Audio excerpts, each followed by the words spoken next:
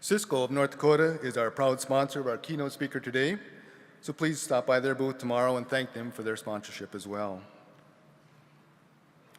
Are you ever in a bad mood? Do you wish you could be more positive? Have you ever had a kick the dog kind of day? If you answered yes to any of these questions, you're going to be glad you're here. If you didn't answer yes, you might be in serious denial. Our speaker today is an attitude expert. He has written a book, has his master's degree in communication, is a dad to 2 boys that are 6 and 4 years old, married to their mother, who is a lead singer in a rock band. Matt is an award-winning speaker and author, and he has been on stage around the world, including Japan, England, Mexico, all over South America, helping people understand the value of our attitudes. So please help me welcome from Dubuque, Iowa, attitude expert, speaker, and part-time groupie, Matt Booth.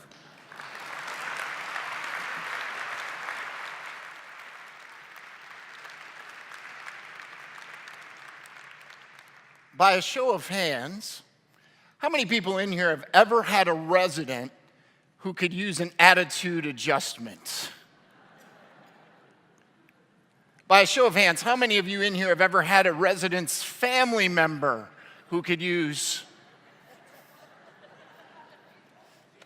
By a show of hands, how many of you in here have ever had a coworker who could use? No pointing, please. No pointing. Anyone in here live with someone who could use an attitude?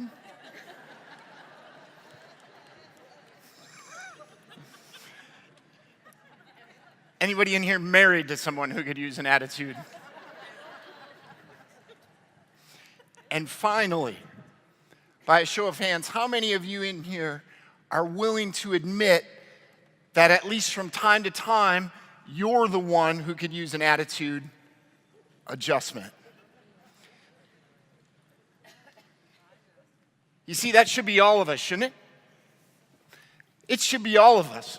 This is what I do for a living. I travel around the country and the world and I speak about being positive. I write books about being positive, articles about being, and I'm not positive all the time.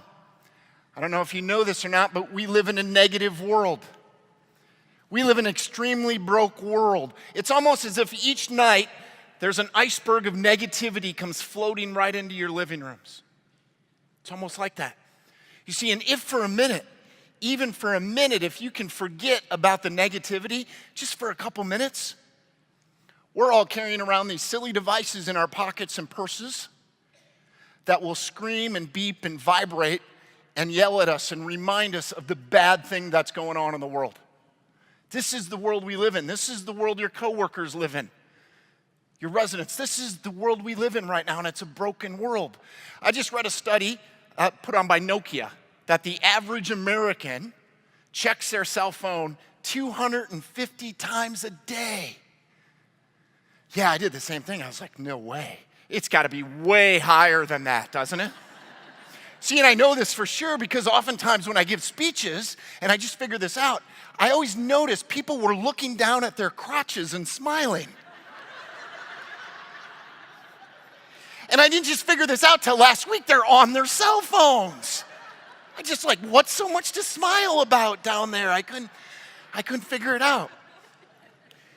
You see, in part of this, part of our broken world, we've contributed to that. I really believe part of this is our fault. You see, in our country, we become extremely comfortable with our lives. We become, I don't know if I want to say lazy, but we become complacent. We become very complacent. I believe that there's 2 things that you can control in this world. There's 2 things you can control. The first one is attitude. The second one is actions. Those are the 2 things that you can control. And I think over the past 40 years, our country, we've become complacent, we've become lazy. And I'll give you proof of that.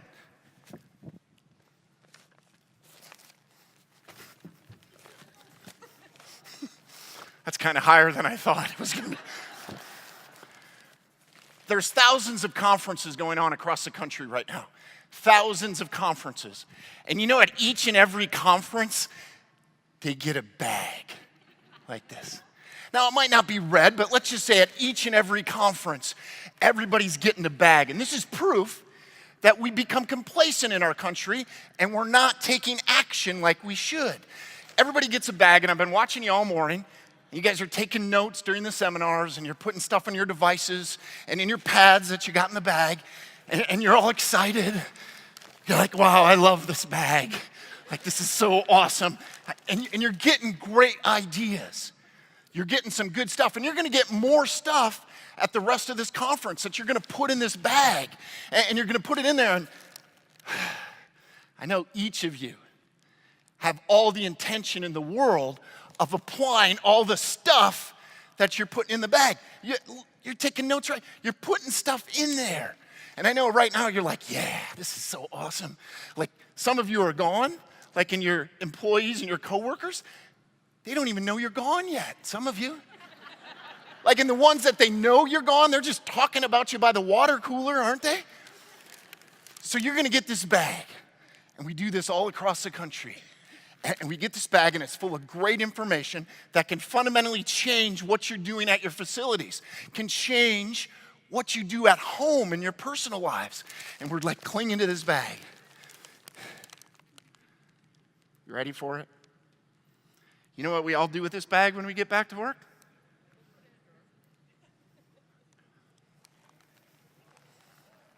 What do? See, this is proof that we become complacent. You put it on the shelf on top of last year's frickin' bag is what you do. That's where it goes. It's on top of last year's bag. See, this is proof to me and proof to you.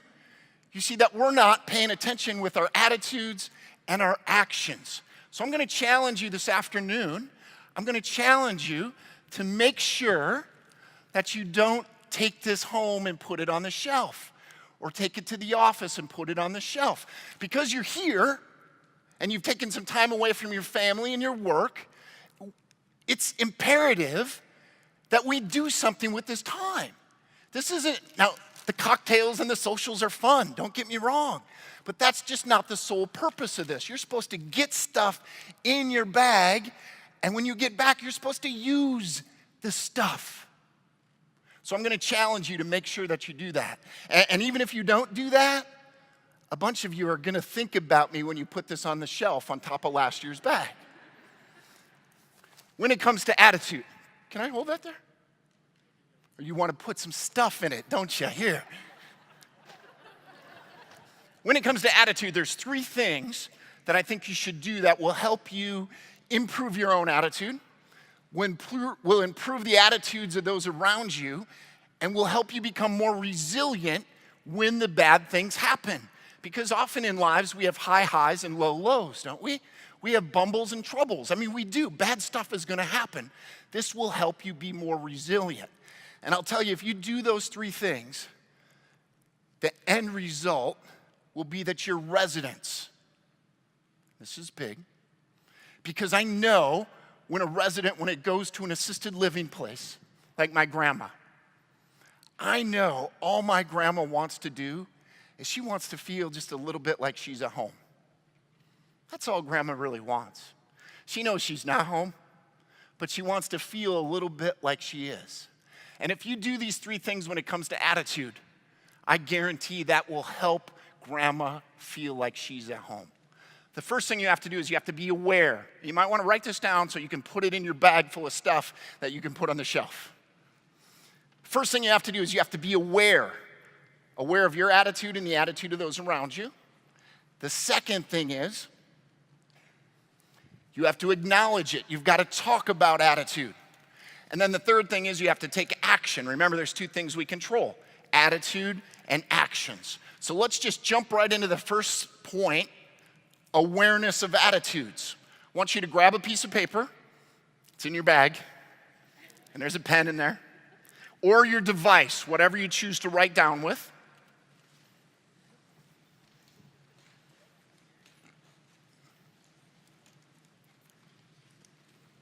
There's a cool little notebook in there too.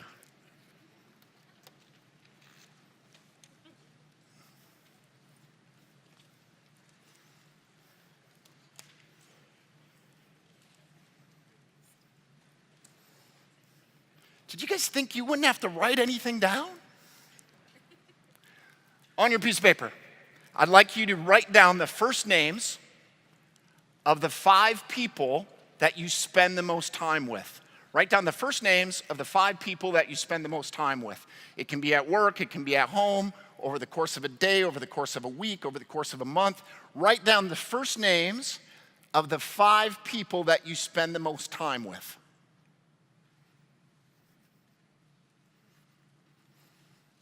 Now, I can sense there's at least a couple of you in here that want to ask me a question. The answer to that question is no. Pets are not people. Can't put Fido down on the list.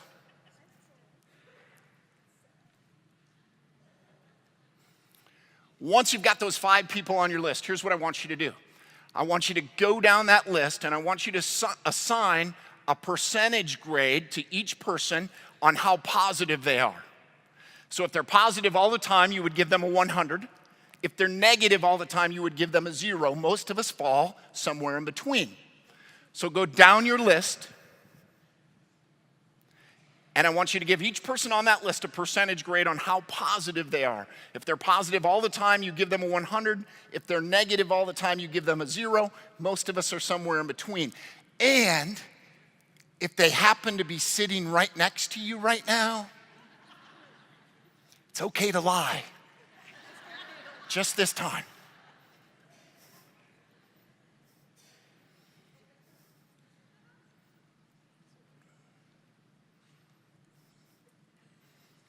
Couple things I've observed so far. Some of you had a hard time coming up with 5 people. And this is difficult, isn't it? Once you've got that done, I want you to take your own first name and I want you to put it under the list. And I want you to give yourself a percentage grade on how positive you are. If you're positive all the time, you give yourself a 100. If you're negative all the time, you give yourself a 0. Most of us are somewhere in between.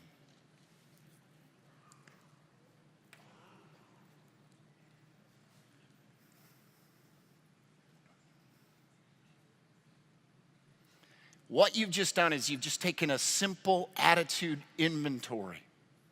You see, in our country and other countries where I've traveled, we love to count things and we love to add things up.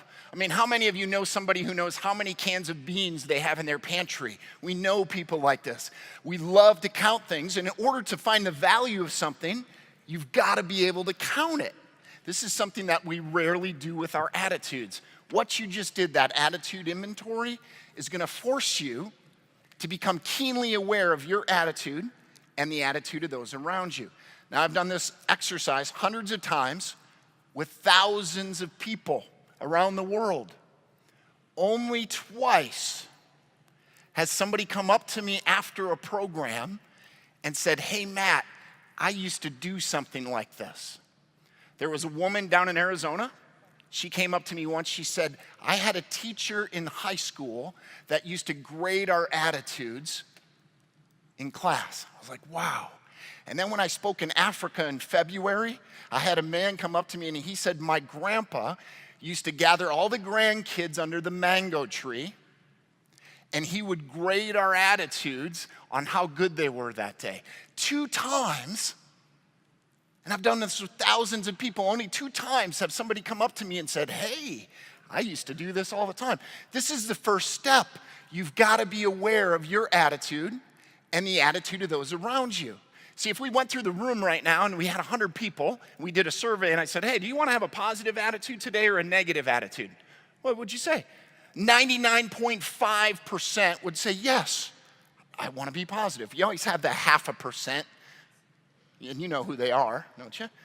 But you always have that. You see, but what happens as we go through the day, we're not thinking about our attitude. Life happens, and we forget about it. So that simple attitude inventory will help you get a value of your attitude. Now, I will tell you, if you did that correctly, if you really put some thought into that, the average of the 5 people that you put on a list should be the grade that you gave yourself. So I'm going to give you a couple minutes to do that, and then I want you to discuss the results at your table or with somebody near you. So the average of those 5, you take those 5 and add them up and divide by 5. That should be the grade that you gave yourself. So I'll give you a couple minutes to do that, and then I want you to discuss the results at your table. Go.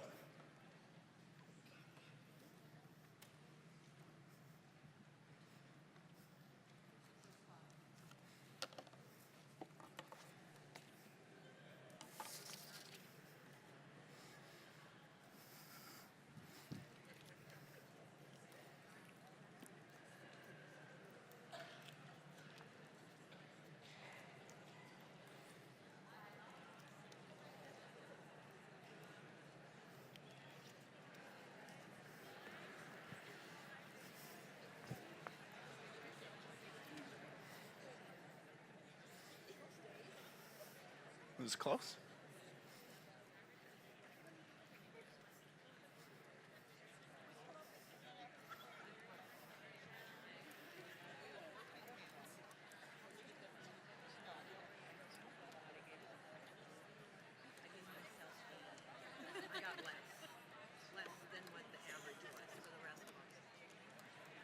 It was close. Were you guys close? Close? Was it close? Close? You're way out of whack. I don't know. 5 points?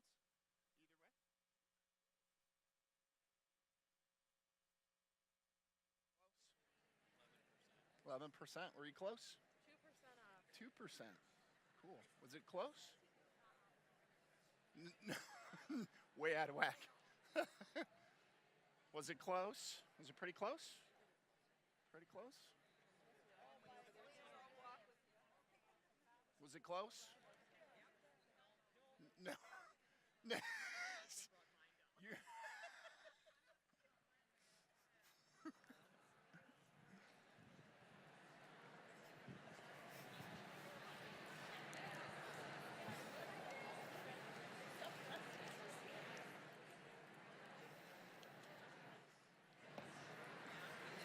All right, how many of you it worked out exactly for? It worked out it was exact?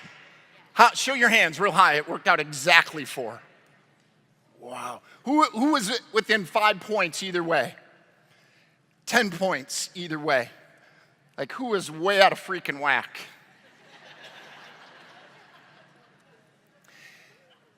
What you just did is you took an attitude inventory. It's a simple attitude inventory, but I think it has huge value. Now let's take that and let's apply some common sense to it. And we all know common sense isn't so common anymore, but let's apply some common sense to it. So let's say that you gave yourself a 40. You gave yourself a 40. But you do life, the 5 people on your list got a 90. So let's say you got a 40 and the people on your list got a 90. Logically, and if you apply some common sense to it, logically what's gonna happen to you down here at a 40 if you spend a lot of time with these? They're gonna pull you up, right? Logically, that will pull you up, and you can see that, it pulls you right up. Now flip that. Let's say you gave yourself a 90, which I talked to a few of you, but the people that you do life with and work with got like a 40. Logically, what's gonna happen? It's gonna suck you down, isn't it, logically? I mean, it'll suck you down if you apply some common sense to it. This is why it's important to be aware of this, so you can understand. I mean, logically, that's what's gonna happen. A couple months ago, a woman came up to me afterwards, and I don't know if anyone knows somebody like this. Her name was Bonnie, and from the moment Bonnie came in the back, she was smiling. She was like this. Anybody know Bonnie? She's very smiley. And Bonnie came up to me, and she said, "Hey, Matt, I liked your program, but it didn't work." And the entire time she's smiling. She's like, "It didn't work." I'm like, "What didn't work?" She said, "Well, the attitude inventory. It didn't work." And I said, "Well, what do you mean?" She said, "Well, I gave myself a 92, and the people I work with got a 50. I'm like, "Why didn't it work?" She goes, "It hasn't sucked me down." I'm like, wow, what do you mean? She says, well, it just hasn't sucked me down. I said, tell me more. And she goes, well, I know what we do is important. And this is how I earn my money and I get benefits. It's important for me to be up here to our clients and to our customers. And when the phone rings, it's important for me to answer it at a 92. When I see our customers and clients, it's important for me to be a 92. This is why I'm here. It doesn't matter to me if the rest of the group is down here. This is what I do. And the whole time, Bonnie's smiling like this, right? And I said, how long have you been working there? How long have you been working there? And she said, almost 30 years. You see how tiring that can get? If you're up here, but everybody else is down here, that gets overwhelming. It gets difficult. It gets tiring. You can get sucked down. You got to put in a lot of energy to stay up here when everybody else is down here. So I grabbed Bonnie after the program, and we went and had a little lunch, and I started talking to her more. I said, Bonnie, tell me more, and she discussed it. And then as I kept asking Bonnie questions, this is really hard for Bonnie. And some of you are nodding your heads because you've been there. And what I found out, when Bonnie would jump in her car and she'd go home, she'd get in her car and she'd be like, you know how you don't have to put the show on anymore? You don't have to be at the 92? And then she'd walk through her front door, her own castle, and her little dog would come running up to her, like, and her little dog, and she'd be like,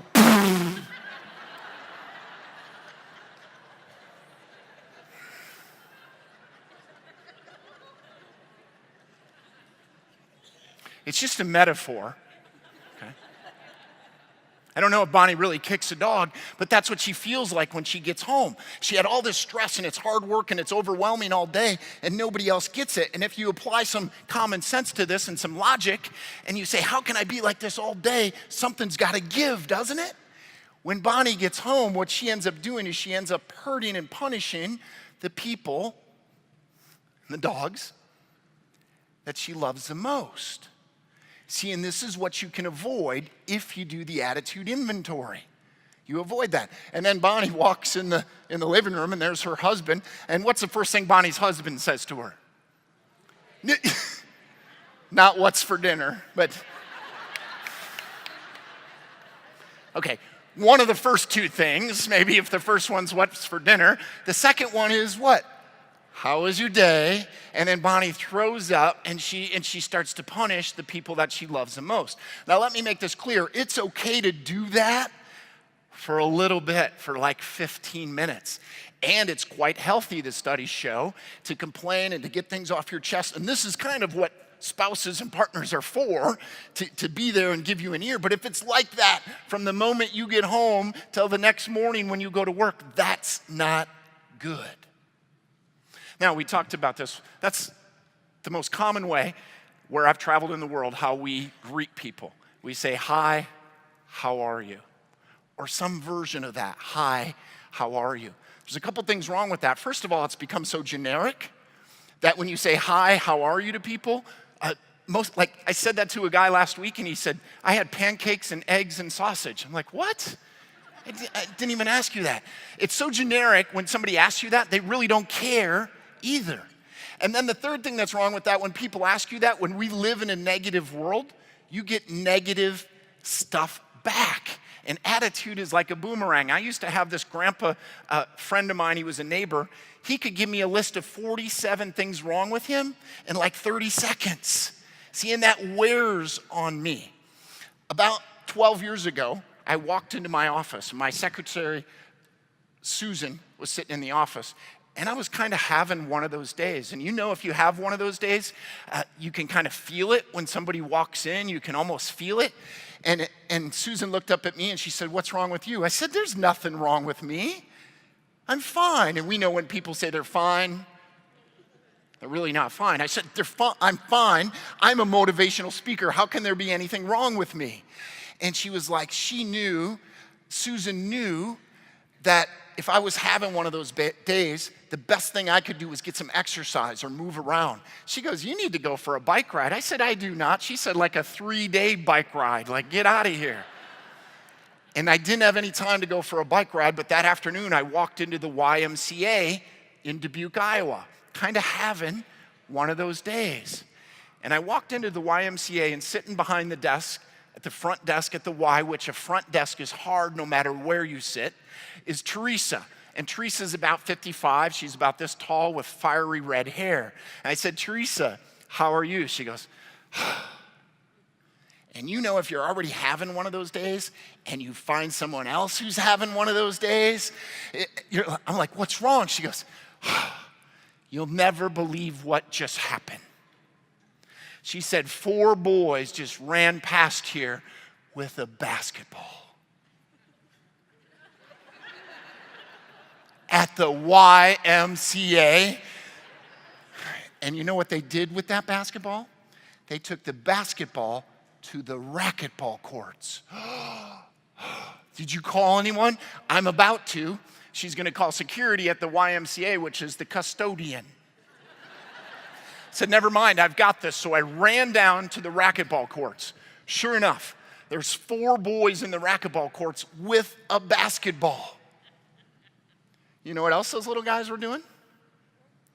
They still had their outdoor shoes on inside. So here I am, a motivational speaker on attitude, chasing 4 little boys up and down the hall at the YMCA, yelling at them to get their basketball back. And I bump right into a tall guy in a dark suit. His name's Mike Van Milligan, which means nothing to anybody in here. But Mike Van Milligan is the city manager of Dubuque, Iowa. He's one of the best city managers in our state and in our country. Mike Van Milligan had just hired me and paid me a bunch of money to train all the city employees on attitude and customer service. I'm not having a good day. So I go home. The next day I jump in my car to travel to another program. And I'm sitting in my car, and you guys have heard this before, but when you got a long ways to travel, one of the best things you can do is put in an audio CD, something to listen to. Now, I don't do this all the time because I like music, I like sports, but on the way here, I listen to some stuff, and I'm gonna encourage you guys to do the same. You don't have to do it all the time, and I don't always do it every time I get in the car. But this time I jumped in my car, and I put in a CD. It was by a guy named Zig Ziglar, yeah, that's it. And it was almost like Zig Ziglar was in the passenger seat next to me. And he started talking about stop asking people how they are, because you get bad stuff. We live in a negative world. Start asking people something good. I got that from Zig Ziglar. Now, Zig Ziglar didn't make that up. He got it from someone else. Someone else didn't make that up. They got it from someone else. And that person didn't make it up. It's in this big Bible, big book called a Bible. Can I get an amen, sister? It's in there. It's in there. So it's not new, but it's a piece of information that I got that I put in my red bag that day. But then you got to start using it. You smell what I'm cooking? I'm getting close to your neighborhood, aren't I? Okay. So I got that piece of information. The next time I went to the YMCA, I walked in and I saw Teresa. And I said, Teresa, tell me something good. First time I said that to Teresa, she froze, kind of like a few of you did when I was asking you on the way in. She froze. I said, Teresa, never mind, I've got something good for you. It cheered her up. It cheered me up a little bit. And the dude behind me in line at the Y, it cheered him up. Now, I used it once, but you can't stop there. You got to keep using this stuff. So I walked in the next time and I saw Teresa. I said, Teresa, tell me something good. She goes, it's sunny outside. Which is the number one answer that you get. 9 out of 10 of you, when I asked you coming in, said it's a beautiful day, it's sunny, it's not cold anymore. And that's okay, but she laughed, I laughed, we all laughed. I came in another time and I was kind of in a hurry. I wouldn't say I was having one of those days, but a lot of stuff was going on. And I run right past the desk and I see there's 3 of Teresa's coworkers standing behind her all smiling. And I get over to the door and Teresa's got to buzz you in, but she wouldn't buzz me in. And I look over and she goes, okay, this is what I do for a living, but I don't always feel like doing this stuff. No different than anybody else here. I don't walk around saying, tell me something good, tell me something good, tell me something good. But Teresa reminded me, so I went up to her. I said, Teresa, tell me something good. She goes, my cat had kittens. And I'm like, oh, that's so great. I love kittens. They're tasty. And there was a look on her face, which is not true because they're not tasty at all. You really got to slow cook them and put you know what I mean, don't you? Bake them for a long time. Or is this too far? So we have a lot of cat people in here because this is weird. But do you see what happened? Like, she laughed after she went like this and she knew I was kidding. She laughed. The 3 coworkers laughed. I laughed. By the time I got back from the door, there was like 10 people in line and we're all laughing, okay? It has a cool effect. What you give out, you start to get back. It's something simple in your attitude, and if you take action on it, it can make a big difference. What I'd like you to do right now is at your table or someone next to you, I want you to just find someone and you're gonna ask her, tell me something good. And then you're gonna listen. And you're not gonna think about what you're gonna say, you're just gonna listen. And then she's gonna do the same thing to you. I'll give you a couple minutes to do this. There's 2 rules to this. First rule is you can't talk about the weather. And the second rule is you can't talk about kittens. Go ahead, I'll give you a couple minutes to do that.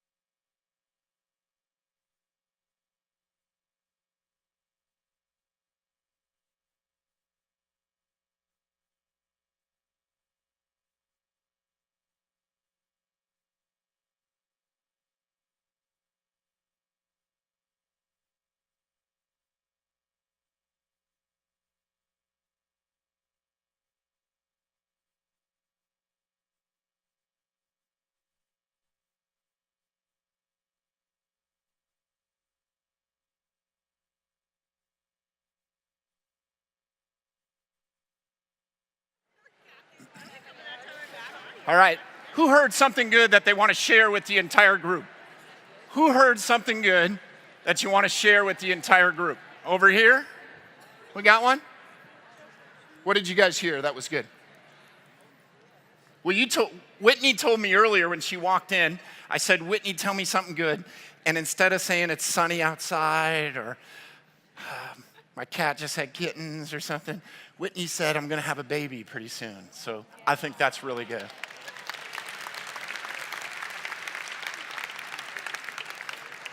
Who else in here heard something good that they want to share? Down here? She's like, oh, over here. Got good eyesight. Yes, what did you hear? Your daughter's graduating college on Sunday. Next Saturday. That's pretty good.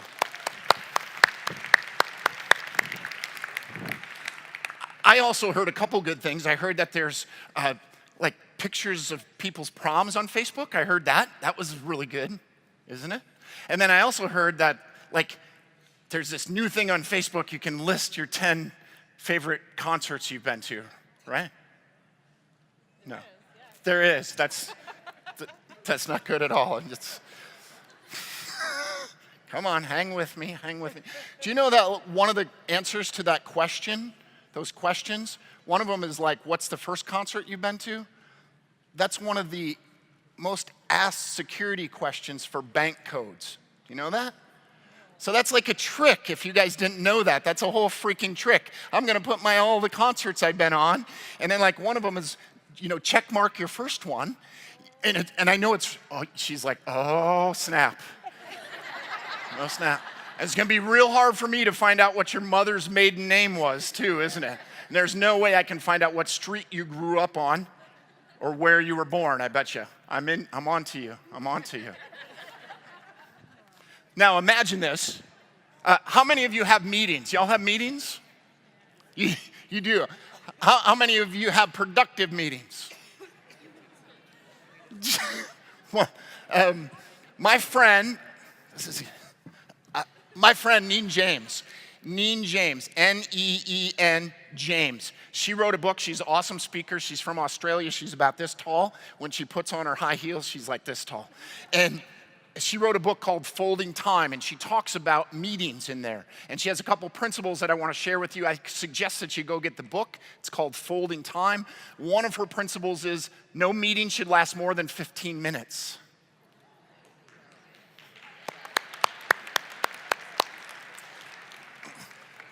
The last person into the meeting has to be the secretary and take the notes.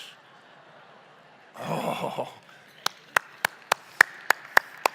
And the entire meeting, you don't sit down, everybody stands.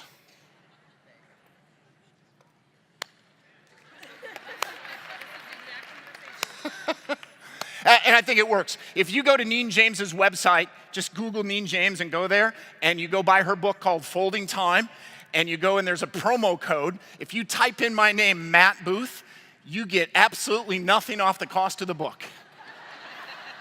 But I think it's cool. It's pretty cool. So imagine if you started one of your very productive meetings, and instead of the normal way you start it, just think if you said, hey, tell me something good. Tell me something good. Tell me something good. And you just went around the table. And I said this last week, and one lady said, how the heck are we supposed to have a 15-minute meeting if everyone's going to tell us something good? I'm like, you're kind of missing the point. But couldn't you start the meeting that way? How many people in here, by a show of hands, do something like that with your kids or your family at night? You go around the table, the dinner table, and you say, hey, what was good, bad, or crazy today? What was good today? If you do that, I think it's a good thing. We do that with our kids. Our boys are 7 and 5. When you do that, when mom and dad forget, guess what? The kids are like, hey, dad, what happened good today?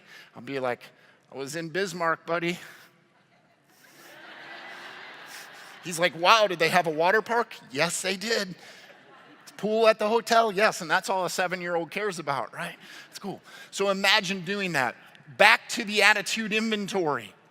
What I'd like you to do on there is I'd like you to circle the person on your list who has the highest percentage. I want you to circle or star or underline the person on your list that is the most positive. Immediately following this session, what I want you to do is I want you to contact them. I want you to call them, text them, send them a message of some sort and say, hey, you know what? I was just listening to a speaker at the conference, and I want to let you know, and I want to thank you for being one of the most positive people in my life. I want you to do that. So I want you to connect with them somehow, because here's what happens. Positive people in our life, we don't thank enough. We really don't thank enough. So I want you to call them, I want you to text them, I want you to send them something and say thank you. Now, leave your book open. I want you to circle or star the lowest person on your list or underline.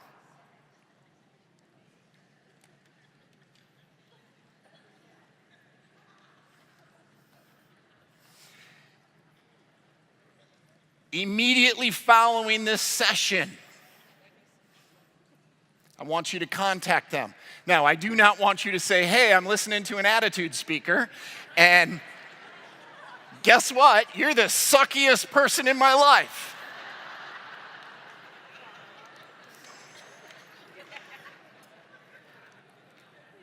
I do not want you to say that.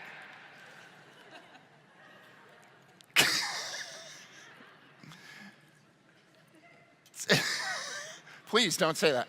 But here's the deal. We get lots of great stories because we don't like to talk about attitude. We get tons of great stories. So here's what happens. We get lots of good stories from people after the break, and tonight you'll hear some of saying, hey, you're the most positive person in my life. And then somebody writes back and they have good stories. But my email box is getting full from the file that I have from the most negative person on your list. Now, I don't want you to say you're the most negative person in my life. If they're on your top 5, you have something in common with them. You do life with them. I want you to reach out to them, and I want you to say, hey, just thinking about you. I'm at a conference. I hope things are well. Hey, just thinking about you. I hope your hockey team wins their tournament, or your basketball team, or I hope where are you watching the Kentucky Derby or something? Because here's the deal. If they're on your list and they have the worst attitude on your list, there's something going on in their lives that might be bigger than all of us. And sometimes when you're down, a simple lifeline like that from somebody that's on your list too can make all the difference. So those are 2 action steps that I want you to take. 2 action steps. Now, some of you are like, wow, what's the big deal about attitude? What's such a big deal? Here's the big deal. Leadership IQ just came out with a survey, and they surveyed a bunch of employees. And part of the survey that I found fascinating was they talked about attitude, and a lot of surveys don't talk about attitude. So Leadership IQ did a survey, and they found that 87% of employees that work with someone who has a bad attitude have seriously considered switching jobs. 87% of employees who work with someone who has a bad attitude have seriously considered switching jobs. Now, statistics and stuff I don't always look at. Like I don't know how good that statistic is. Is it 86? Is it 87? Is it 90? Is it 80? But I'll tell you, I've been talking about this for about 6 months, and every time I say this in front of a group, you know what happens? Everybody nods their head. Like 9 out of 10 of you nod your head, which means you're thinking of switching jobs, or at some point you have. That is good enough research for me. It's almost 87% is almost 9 out of 10. Now, let me ask you this. Do you have a hard time getting good people? Oh, you don't? Do you have a hard time keeping good people? Do you have a hard time retention? You know, you heard him talk earlier that it costs you 1.5 times to replace somebody. If you've got a person with a bad attitude on your team, almost 9 out of 10 of the other people are seriously considering switching jobs. I don't know what more information you would need. You guys are here at this conference. If you've got a bad person on your team, the other good people right now are not at work. They're out on a job interview. They're updating their resume. Right now, they're putting it on monster.com. This is what's going on. They're updating their LinkedIn profile, because if you've got someone bad on your team, they're seriously considering switching. This is why this is important. Also in that survey, it said that 93% of people that work with someone with a bad attitude, their productivity goes way down. It goes way down, their productivity. The attitude inventory will help you. Here's what I would do. The attitude inventory is being used across the country and different parts of the world as part of a performance appraisal, let's say. Or when I got back from this conference, if I was one of you, I would come down and here's my team, and I'd say, hey guys, I just came back from this conference, and you're gonna be like, I didn't even know you were gone. But here's what we're gonna do. I've got a piece of paper. It's got everybody's name on this piece of paper, including mine. And I'm gonna pass out enough for everyone, and we're gonna grade each other's attitudes right now. Ready? Good? Got it? My name's on there too. And we would do an attitude inventory with my team. Wouldn't that be fun? How many people would be willing to try that at work? Great, 15 of you. My job is done here. What if in your packet, there's a 1-page instruction sheet, right? It's in your binder. It's in your bag, people. It's in your bag. It's a one-page instruction sheet. And here's how I'd use this. So we do the attitude inventory. And give me your first name. Lisa. I'd be like, and then I'd call you in. I'd be like, hey, Lisa, remember that attitude inventory? She's like, yes. I said, you got a 90, Lisa. This is awesome. Thank you. Because I know you live in the same world as the rest of us. You got a 90, Lisa? What are you reading? Thank you. I got a 50, and I'm supposed to be the manager. How are you doing that? This is so cool. Give me your name. Susan. They're like, Susan. Remember that attitude inventory thing? It's like, yeah, you kind of know what we're going on here. You got a 50, but I got a 52, Susan. We have to hang out with Lisa or something. We're going to do this again next quarter, and Susan, it's not really funny. We're going to do this again next quarter, the attitude inventory, and I want to see improvement because we know attitude is important. You see how you could potentially use that? Is with me? And you're like, no. How many people would try that then? Well, we went from 20 to 30 out of 600. See, this is how I know when I'm onto something. And why wouldn't you guys try it? Why wouldn't you do this? You just got some statistics. You know it's important, but you don't want to try it. You see, I've seen probably thousands of job performance reviews, and rarely is there a question in there about attitude. And if there is, it's just kind of breezed over and given smiley faces to. And we heard a little bit about that earlier. Just kind of breezed over. Why won't you try this at work? And are there any HR people in here? Where's my HR people? None? What? Okay. I try to stay away from HR people because how I did that probably violated every rule, didn't it? Now, if you want to use a Survey Monkey or make it anonymous or however you want to do it, go ahead. But I'm encouraging you to use it at work. Try it. Give it a shot. This is a way to measure attitude. Because don't you know it's often the person that has the worst attitude that doesn't even know it? So you got to be aware, and then the next thing you have to do is you have to acknowledge it or you have to talk about it. Use the attitude inventory to start talking about attitudes at work. So 30 of you are going to try it.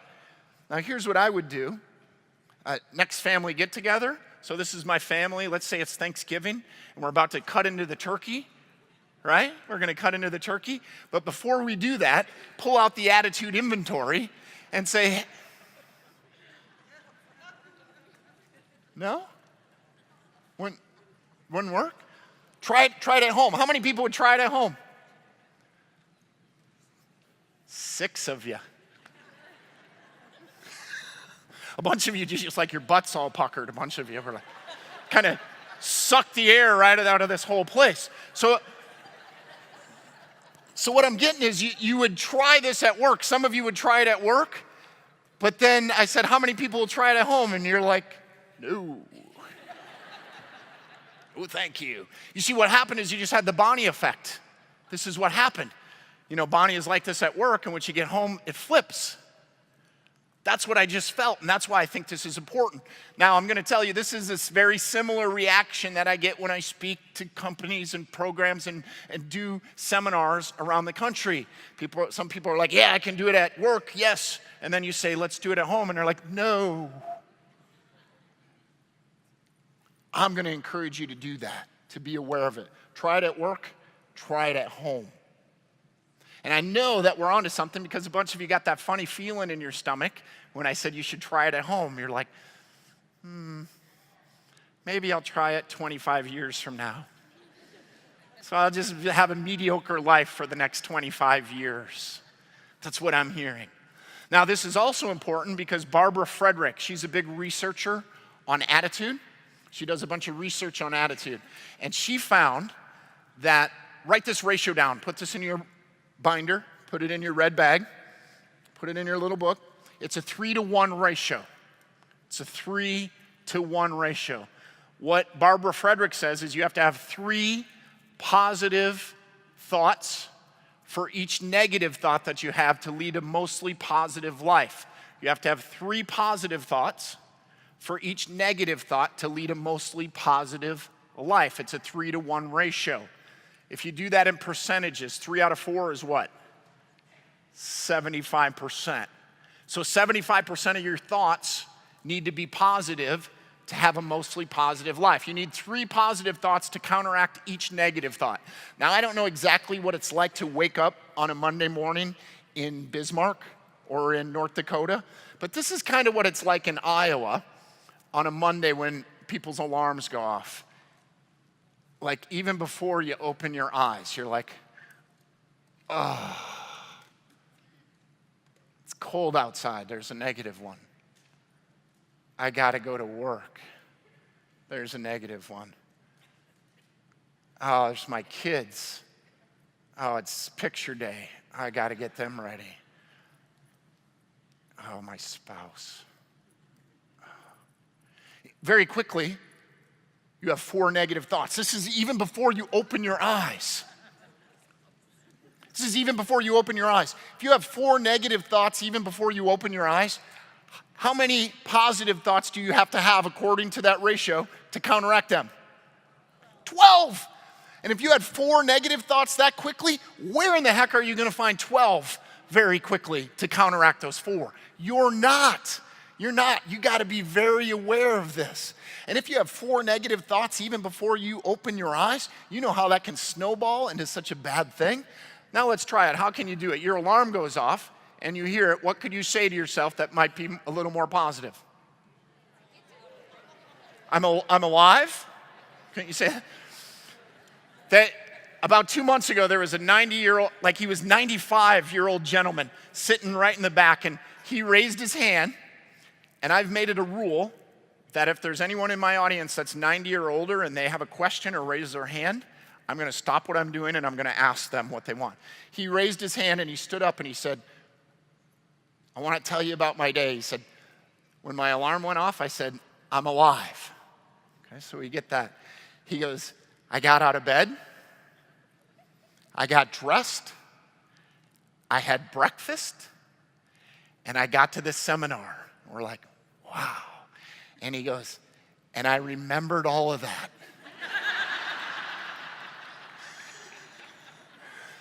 And you're like, right. I mean, what's the first thing you can say? You hear your alarm, you're like, hey, I'm alive. It might sound corny, but that's a positive thought, isn't it?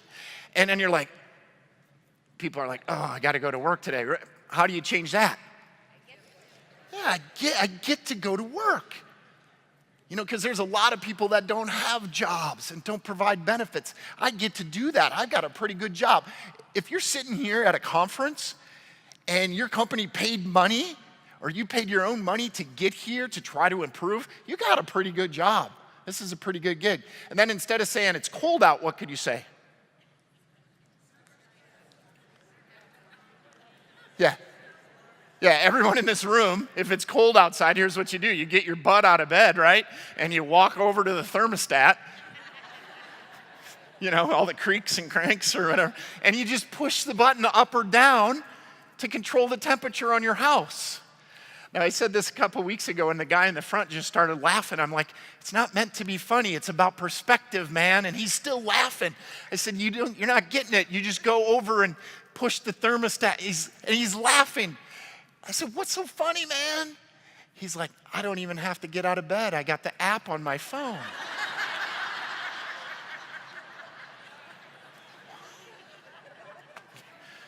You're right. Your life is hard, isn't it?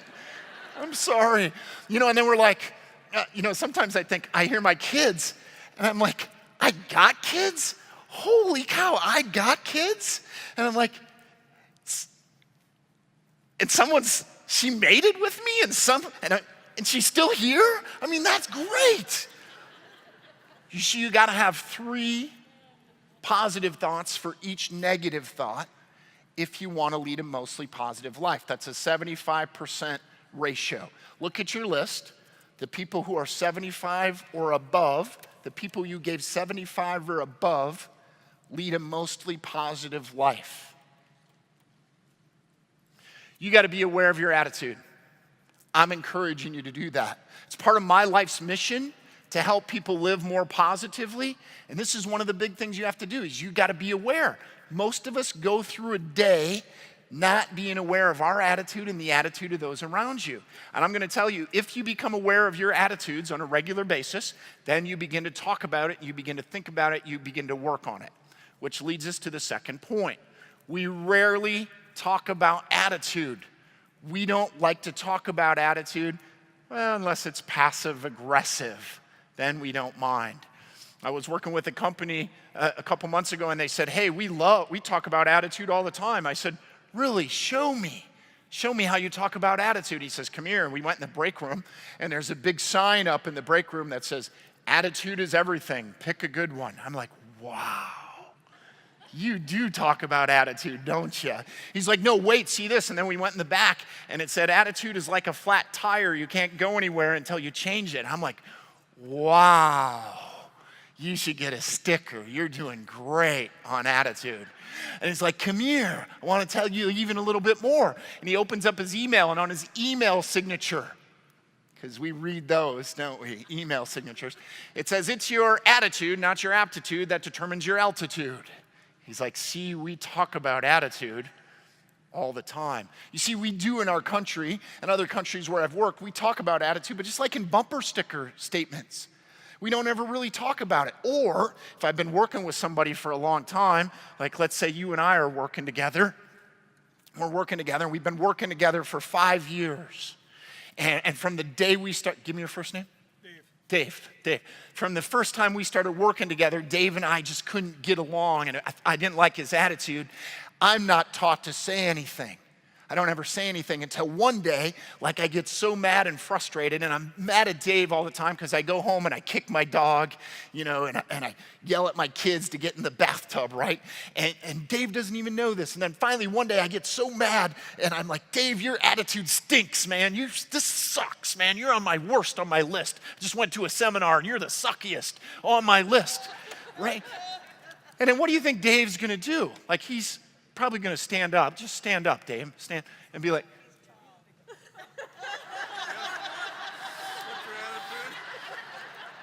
yeah. I mean, he's going to be like, what are you talking about? Yeah, sit down. You're starting to scare me a little bit. He's like, what are you talking about? And he's probably going to say, well, you're the one with the attitude problem. I'm like, it's you, man. And I walk away and slam the door. And I get kicked, and then I go home and and I'm so mad. And then, the next day I come back to work and they call HR. Sorry for our 4 HR people here. And they're like, pull Matt's file, and they get a little yellow sticky note out, and they're like, Matt had an attitude problem. And they put it back, and then they pull Dave's file and get out a sticky note. There's a lot of sticky notes in your file, Dave. But they put it in there and they put it back, and then what are Dave and I expected to do? Yeah, make nice and continue our work of helping our residents and doing whatever we're doing. And we never really talk about it. And I haven't been taught to say from the first week I met Dave and he's gossiping and backstabbing or talking about so-and-so. And if he's like that, I just come over here and I'm like, Lisa, what's up with Dave? What, is he always like this? Gosh, he is. Did you guys hear about Dave? Is he always? He is. See, this is how we do it, and I've never been taught, and I don't have the courage, or I don't do it, and be like, hey, Dave, I know things are hard, but I'd appreciate, we're working on this project together. I'd appreciate if we just work on the project. I don't care right or wrong, what you think about politics and the election right now. I mean, it's okay, but I'm trying to be positive and get my work done so that the people that are here can benefit from that, and I can get a paycheck and go home and be happy with my kids and my family and my dog. When we work together, can we be mostly positive? Sure. But do you see how the language is a little bit different? We haven't been taught to do that. And I know this for sure because I've seen it in my own home. I came home about 6 months ago kind of having one of those days. And I walk up into the kitchen. There's my wife making dinner. She got a bottle of wine open, and it looks great. And she goes, how was your day? And I was kind of having one of those days. And she said, how was your day? And I said, fine. And we know when you say fine, that doesn't mean you're fine. She goes, well, it doesn't sound like things are good. I said, I'm fine. I just spoke to a group of people about being positive. How in the world could I not be positive right now? And she's like, it doesn't seem right. She goes, go outside and take a walk. I said, I do not need a walk outside. Everything is okay. And I look in the hallway, and there's our 7-year-old Carter. And he's standing there looking at me like this. You see, Carter, since he was born, even before Carter was born, when Carter was in the womb, I was giving him motivational seminars. I was talking to Carter about his attitude when he was little. I said, you can come out of there. Stop kicking your mom, buddy. It's your attitude, dude. Come on. You're doing good. You're almost there. We're almost there. And then when he was born, we'd be like, he'd be down there and he'd be fussing and crying. I'd be like, come on, Carter. Change your attitude, buddy. You can do it. Come on, little buddy. You're good. And then my wife would walk by and say, it's not his attitude that needs to be changed. Change his frickin' diaper, you moron. I'm like, okay, but as he got older, both my wife and I talked to him continually about his attitude. It's kind of one of the benefits of my job. We talk about attitude all the time. And when he was 1, I'd be like, Carter, go to your room and come out when you change your attitude. He didn't know what that meant, but we kept working on it with him, both of us. And then when he'd figure it out, my wife would go in and say, Carter, just come out smiling and Dad'll be happy. And he'd come out smiling. He said, Dad, I changed my attitude. I'd be like, great. And both my wife and I would take him by the hand. And in the kitchen on top of the fridge, we had a bowl of Tootsie Rolls. And we'd say, thanks for changing your attitude. And we'd give him a Tootsie Roll. So we gave him an award. And like as he's 3, 4, and 5, he's starting to get it. And he's like 5. He's like, Dad, I want to go fishing. I said, I don't think we have time to go fishing today. I want to go fishing. I said, well, we're not going fishing if you've got an attitude like that. And then he'd just, Dad, I changed my attitude. Can we go fishing now? How do you say no? I mean, so this is what it's meant. So I come home that day, and I look in the hall, and Carter's looking at me. He goes, Dad, I think you need to go to your room and change your attitude. The hair on the back of my neck stood right up. And I wanted to walk over to Carter and say, son, I brought you into this world. I can take you out and make another one look just like you. But I didn't say that. And then I had a flashback on the farm. When I grew up on the farm, I was like 12 or 13. And I said something like that to my dad. That's the day I attended my very first motivational seminar. He grabbed me by the arms and he threw me up on the bales of hay. And he started to talk to me. And I'll tell you that my dad is kind of a hands-on speaker. If you know what I mean. But I didn't do that. I didn't do that either. And Carter's standing there like this. And so I went to our bedroom and I shut the door. And at first I was kind of angry at the little guy. I'm like, where does he get off telling me to change my... And then I was like, boy, he gets it. And then I got real proud. I'm like, that kid's a genius. That kid's a freaking genius. Which he's smart, but he's not a genius. And then I was like, wow, I'm the genius. I must have taught him that. Dad of the Year. I'm not getting Dad of the Year awards or anything, but I'm like, wow. And then I'm thinking I apply it to work. I'm like, why does Carter get it and he's 7? But why don't us as adults get that or understand that? That it's okay, you can have one of those days. And no one's gonna be positive all the time. But how come Carter gets it? He knows how to change and control his own attitude. Carter at 7 also knows to call me on it when I need to change my attitude. You see, and if you get enough of those people in your life that will say, hey, Matt, you need to go to your room and change your attitude, then you can stop one of those mornings from turning into one of those days and one of those weeks. You see, it's okay to have one of those days. But if you're not careful, one of those days turns into 2 and 3 and 4. And it's no one in here, but we all know someone who's had like 5 years in a row worth of one of those days, and that's not okay. So I figured out the only reason that Carter gets it is because we've been talking to him about it for 7 years. He understands. He knows it's okay to say, hey, Dad, what's wrong with your attitude? You need to go change it. So I walk out, and Carter's still standing there. I said, Carter, I've changed my attitude. He goes, good, and he grabs me by the hand. He says, let's get you a Tootsie Roll.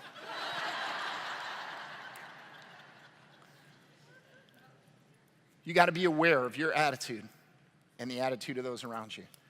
You got to talk about it. You got to acknowledge it. Now, I'm not saying this is going to be easy, but you got to talk about it. The number one question I get in emails and after programs is people will come up and they'll say, how can I change my boss's attitude? How can I change my kid's attitude? How can I change my husband's attitude? How can I change fill in the blanks attitude? If you ask me that question, the first question I'm going to ask back to you is, have you ever really told them? Have you ever sat down with them and said, hey, this is a problem in our relationship, the attitude that you have? 9 out of 10 times, you know what the answer is? No, we don't tell people. So I'm going to encourage you to talk about it. Second thing, the third thing you have to do is you have to act. You guys have to take action. Now, I've been watching you and looking at you guys and talking to some of you all morning. Would it be okay if I gave you guys some action steps that you can take immediately, that you can start using, that will help your residents, help you, and help the people around you? Would that be okay if I gave you some action steps? All right, on your piece of paper, write down the answer to this question. What's the fastest way to get somebody to like you? Write that down on a piece of paper. The fastest way to get somebody to like you.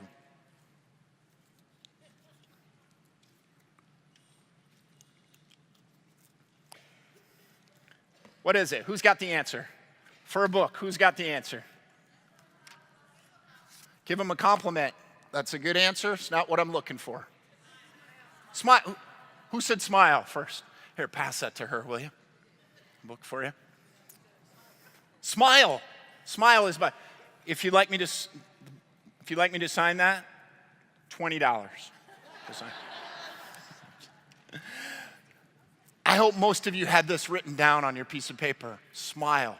By far, smiling is the fastest way to get somebody to like you. By far, smiling, it's like a fist bump from across the room. It's a high five, from across the room. Smile is your welcome sign. I don't know what happened with our country, but somewhere like in our Great Recession, a bunch of us forgot to smile. We forgot about smiling. This is the fastest way by. You could drop down on the middle of an ice island, like a big ice island, and some bad dudes could come out. And if you smile at them, they might not kill you. It's got to be sincere, but this is by far the fastest way to get people to like you. Like before the Great Recession, back in the 80s and 90s, there used to be smile people at corporations. I don't know if you know them. Like you go in their office, they'd have all these posters up all over of smiling. They'd have a little clipboard and going around and counting who's smiling. But I think like during the Great Recession, they probably got fired or I don't know. There's no smile people. This is by far the fastest way to get somebody to like you. And I'm not talking, wouldn't it be great if there was a little pill that people could take that would make, I'm not talking the Viagra smile. I mean, if you got to smile, that's what I'm saying. It's the fastest way to get people to like you is to smile. And I guarantee you guys aren't doing that enough. This is something as leaders that you can help other people do. And it's a big deal if you're a resident and people are smiling at you. Is that a big deal? You know what's even a bigger deal is when grandma's in the nursing home and grandson comes in and he sees someone who's helping them smile at grandma. That's even the bigger deal. So the fastest way to get somebody to like you is what? What's the fastest way to get somebody to trust you? Write it down. Fastest way to get somebody to trust you.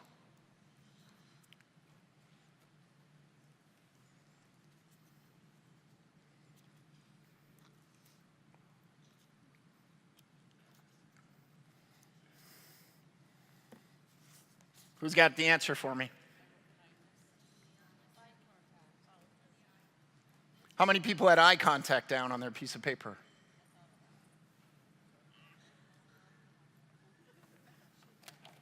Good catch. Eye contact is by far the fastest way to get somebody to trust you. What I'd like you to do is I want you to get a partner. Get a partner at your table or a seat right next to you. And for a minute, I want you guys to partner up. For a minute, I want you two to make like deep, long, loving. No, just for a minute. Just get somebody and make eye contact with them for a minute. Go ahead.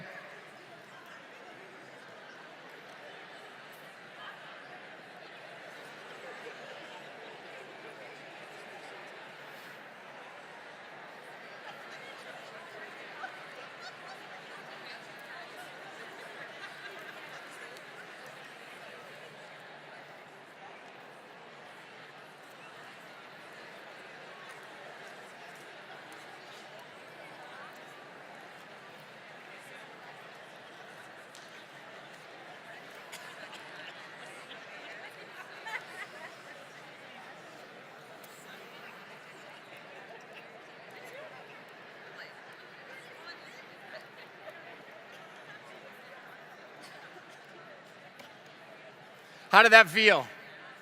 Feel all right? Did you feel like you had to buy them dinner or a drink or something? Did that feel weird? Eye contact, by far is the fastest way to get somebody to like you. Now, I started my speaking journey when I was 16. Some of you are still doing this. We're getting close to the end, folks. We're getting there. Hang with me for about 10 more minutes and we'll be there. When I was 16, I started doing a lot of forensics and debate and speaking. And my speech professor, my speech teacher at high school, at Cuba City High School, was named Mrs. Doyle. And I said, Mrs. Doyle, what do I do with my eyes? Because I know in the book it says eyes, eye contact builds trust and connection. So what do I do with my eyes? And Mrs. Doyle said, when you're speaking to a group, I want you to pick out 4 spots on the wall. And I want you to focus on those 4 spots on the wall. So I started doing that in forensics and debate. I would pick out 4 spots on the wall, and I would focus on those 4 spots on the wall. Now, how would this program have been if I'd have been focusing on those 4 spots on the wall throughout this program? For eye contact, she said, focus on those 4 spots. I didn't quite get it. When I got my undergrad from University of Wisconsin-Platteville, I asked my speech professor, I said, what do I do with my eyes if I'm talking to someone one-on-one or even in a big group? And he said, I want you to focus on everybody's forehead. So I started focusing on people's foreheads. And sometimes that's easier with some people than it is with others, focusing on foreheads. And it's even a little bit creepy focusing on foreheads. When I got my master's degree in communication from the University of Dubuque, my master's degree is in teaching adult learners. What I'm doing right now is what my master's degree is in. My professor, I asked him the same question. He said, I want you to focus on everybody's nose. So I started focusing on people's noses, which is even weird. Small bear left cave. Small bear left cave. Focusing on people. And that didn't work either. It didn't work either. So I started thinking about it What's the key word? What was the key word with all 3 of my speaking gurus? What was the key word? Focus. Okay, focus. Okay, let's try this. Nod yes if you can see both my fingers. Nod yes if you can see both my fingers. You can? Nod yes if you can see both fingers. Okay, nod yes if you can focus on both fingers. Nod yes if you can. You can, okay. Focus on this one, now this one. This one, now this one. This one, now this one. What are your eyes doing? Shifting. Who said shifting? What do we say about people who have shifty eyes? Huh? They're used car salesmen, real estate agents, attorneys, motivational speakers. I mean, we say we can't trust them. We've known this since we were little. This is in our learned DNA. People with shifty eyes, we cannot trust. Okay, now, Try this. Nod yes if you can see both my fingers. Nod yes. Okay, nod yes if you can focus on both fingers. You're nodding yes, okay. Focus on this one, now this one. This one, now this one. What are your eyes still doing? Still shifting, aren't they? And people with shifty eyes, you cannot trust. Now, it was smaller, and maybe even subconsciously, you might not know that, but your eyes were still shifting. And we know it's in our learned DNA that people with shifty eyes you cannot trust. Okay, try this. Nod yes if you can see my finger. Nod yes if you can focus on my finger. Can you focus on it now?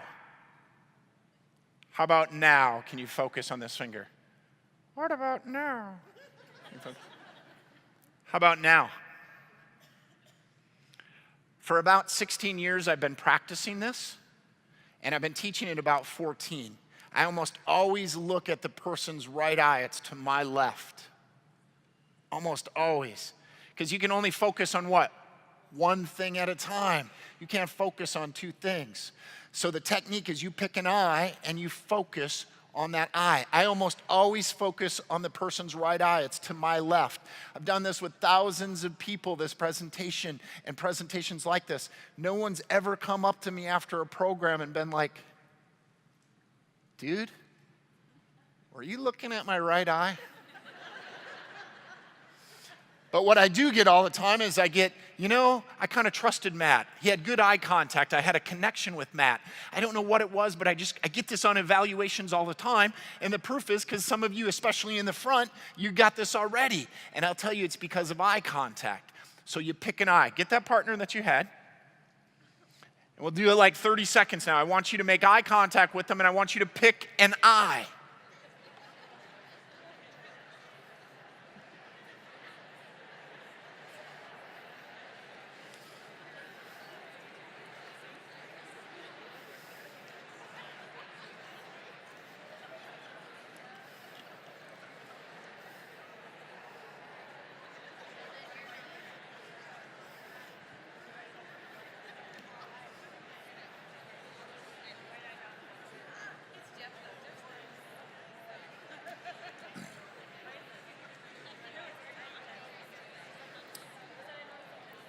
How did that feel? Was that all right? A little weird? A little awkward? It was a little bit weird. It was good? Now, I'm kind of a slow learner, and I'll admit that. It took me 30 days of walking around, and for 30 days, I just said, eye contact, eye contact. I didn't say it out loud, but I was like, eye contact, eye contact. It took me 3 months of practicing it before it started to become natural, and it took me a year before I didn't even have to think about it. Now, I know you get questions, and you've got a bunch of questions. One of the first questions I get is, how do I know if I've made enough eye contact with you? Because I don't want you to be uncomfortable. If you've had enough eye contact from me, what are you going to do? She's going to look away. That's my cue to know that she's had enough eye contact. Now, if she looks back and I'm still going like this, it's borderline stalking. I've been in jail twice in my life. Once was for excessive eye contact. It's not pretty. It's not pretty. Now, the second question that I get often is, what happens if someone has a bad eye? And I still don't know why everybody laughs when I say that. Now, I have the most beautiful rock and roll wife in the world, and she's awesome. When she was born, the muscles behind this eye were underdeveloped. So her grandma and her mom put a patch on her good eye to try to strengthen this, but she'd always take the patch off. Now, most of you in here wouldn't know this about my wife if you met her, except you would now, because you'd all be like, but like I can tell if she's tired, it'll start to float a little bit. If she has a glass of wine. But this is more important than ever. If someone has a bad eye, you just look at the other eye. If you're not sure, pick one and go with it. And now this is a big deal, and I get lots of letters about this. I got a buddy in Dubuque, Iowa, who's got a big birthmark on his face. And he's cool with it. He's had it for 40-some years. And he's all right with it because he said, this is how God made me. What makes him uncomfortable is when people, service people, see him and like we don't know whether to look at the floor, look at the birthmark, or like look at the ceiling, like we don't know what to do. It's more important than ever. And he will tell you and everyone that he banks and gets cars and goes to the grocery stores where people will look him in the eye. The fastest way to get somebody to like you is what? Smile. The fastest way to get somebody to trust you? Eye contact, and you pick one eye. And when you combine those two, they are magic. When you combine a smile and eye contact. What I'd like you to do right now, I'd like you to pull out your smartphone, pull out your phones, or your calendar. Get your calendar app out on your smartphone. I want you to set a reoccurring event.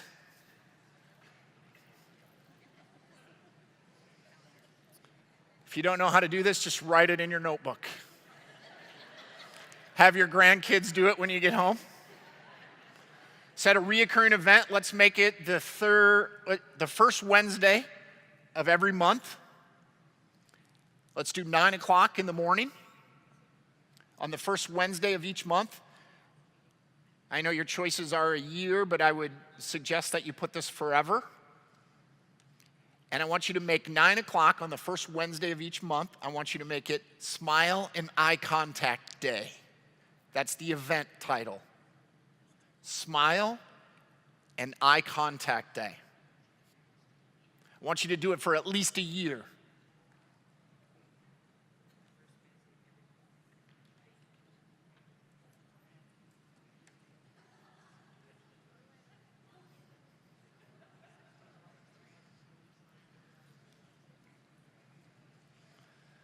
All that simply means is when your alarm goes off at 9 o'clock on the first Wednesday of every month, all you need to do is you just need to walk around and look people in the eye and smile. You don't have to say anything. Just look someone in the eye long enough to get the color of their eye and smile.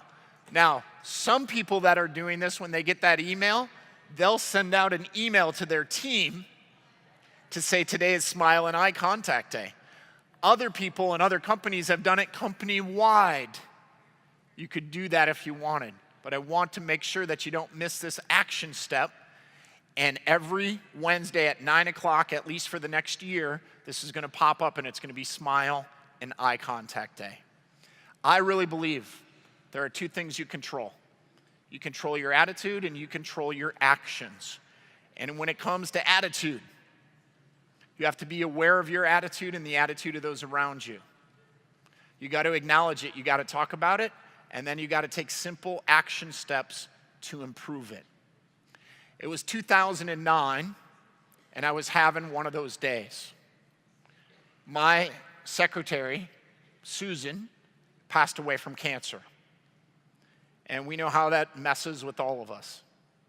And I know when something like that happens, I've got to move. I've got to go do something. So I went to the YMCA in Dubuque, Iowa that day to get a workout in. And I kind of walked in like this, my head down, kind of somber.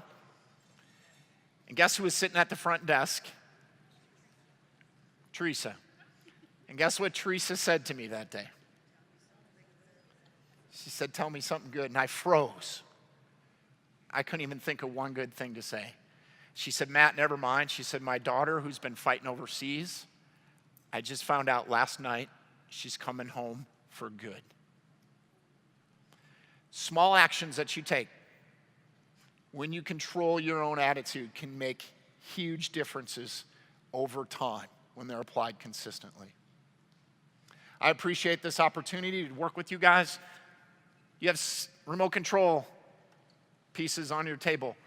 On the back of that, if you'd like to sign up for my almost monthly newsletter, comes out almost monthly. Please put your email on here legible. Also, if you think I might be a good fit to bring into one of your organizations, this is what I do for a living, check that box and I will get back to you probably by Friday and we can talk about setting up a program. I do have books for sale. They are in the back. They're $20. I take cash, checks, or debit cards. Because you've been through this program comes with 100% lifetime technical support. Not your lifetime, my lifetime. As long as I'm alive, if any of you guys ever contact me in any way, and all you have to do is Google Matt Booth. If you contact me in any way, I will do whatever I can to help you guys accomplish your missions. I've made that vow and I will do that. Please remember that you've got some good stuff. You're gonna get more good stuff the rest of this conference. You're gonna put it in that red bag. Make sure that you don't get complacent, comfortable, and lazy and just put it on the shelf. I'm gonna challenge you guys to use some information and some strategies that you got to make your personal and professional lives better. Thank you very much and have a great rest of the night.